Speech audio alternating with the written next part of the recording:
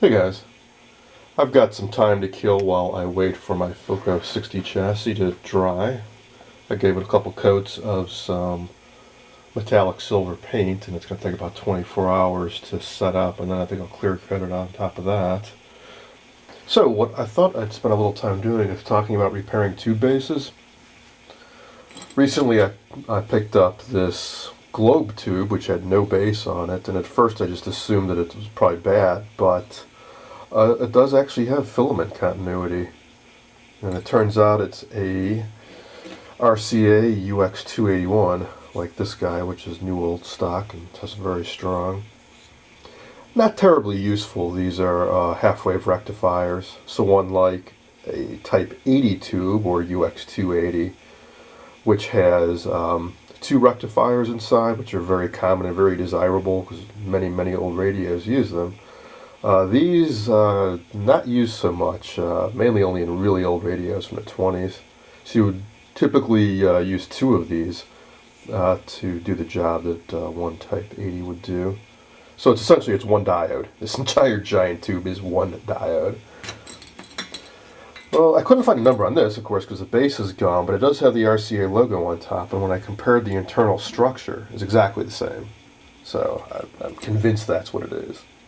I just tested the filament. It tests good for continuity. So that leaves me with one problem. It has no base. So what I'm going to do is replace it.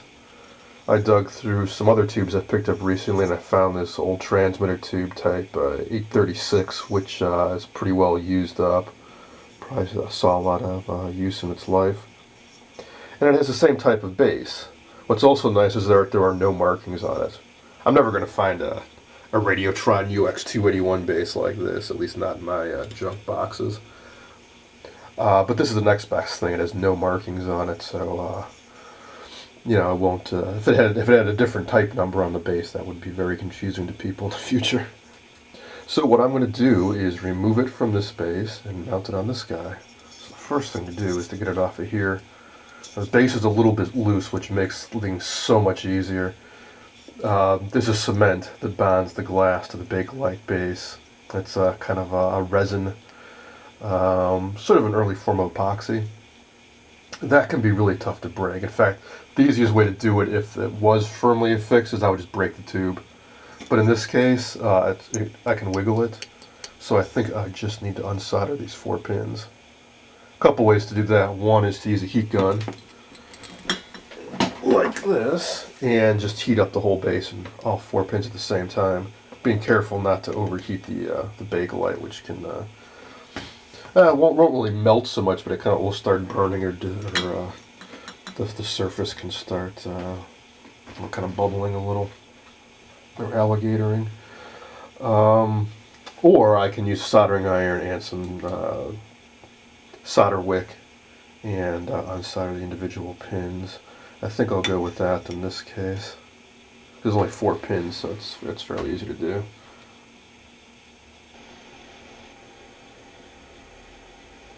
Okay, the base came off. Not too much fuss, and it's in pretty good shape.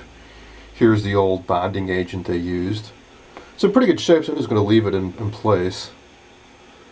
I'm going to be using some RTV type silicone adhesive to hold the glass in. So after unsoldering those pins, I have now some clean leads to solder onto. Now, the very important thing I need to do is make sure I get these leads going right. Got 3 leads. The 2 larger ones there, those are the filaments. And those on these old tubes always go to the 2 larger pins, so those are the 2 in the front here. Now there's one other lead, and I got 2 choices on where it can go. So I pulled out a tube manual, and it goes here. These diagrams are always from looking at the bottom, so 2 larger ones are the filaments, so this is where the plate needs to go. These leads are a little bit corroded, so I'm going to clean them up a little bit with some very fine sandpaper, tin them, and then carefully slide this back on and solder them in place. I tinned the leads, carefully lined them up, and fed them into the socket just for a dry run to see how it would fit. What I'm going to do now is lift it back a little bit and feed in some of this adhesive. It's Permatex windshield and glass sealer. This stuff works really good. I've used it on a few other tubes before. It will stand up to the heat really well, and it bonds very well to the glass and the base. I have used super glue in the past, but only on low power tubes, because if it gets really hot it will turn white and fail. And rectifier tubes and audio output tubes get especially hot, so you really don't want to use super glue on those. Like I said, I've used this on a number of tubes, and it's the best thing I've used so far. It sets up in about 15-20 minutes, so you got plenty of time to work it in, and like I said, it holds really well.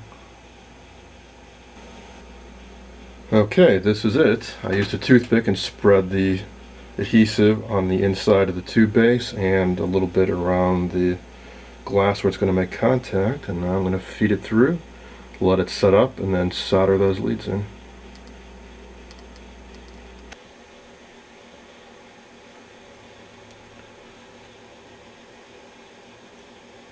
The glue is set up nicely. Now I'm soldering the pins. I just finished up this one. What I do is I hold the iron to the side of the pin and feed the solder into the hole at the end. And it tends to wick in pretty good, because you really want to make sure that you get solder inside of that hollow tube and onto the tube lead inside.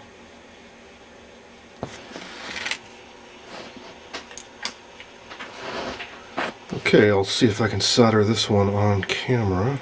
So I'm heating up the side of the tube, or side of the pin rather.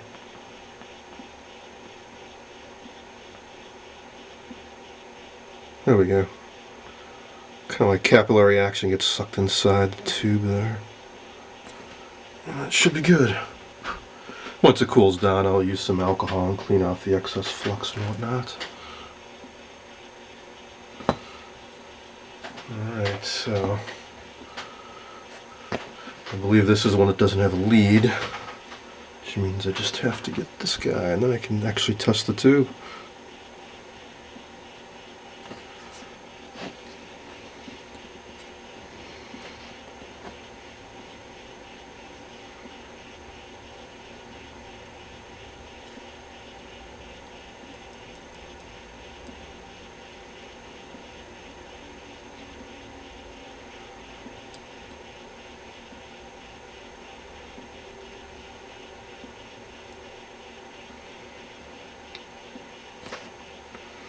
Alright, that should be good enough to test.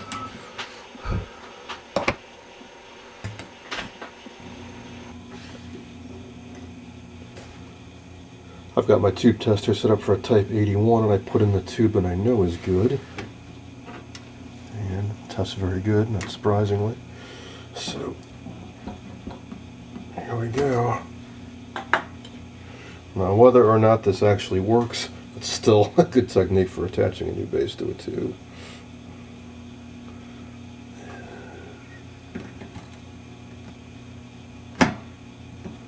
Well, that's a good sign. Filament's lighting up nicely.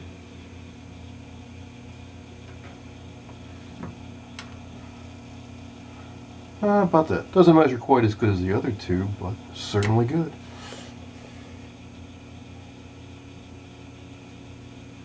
So I hope you found these tips useful, and now I've got to get back to restoring the Philco 60.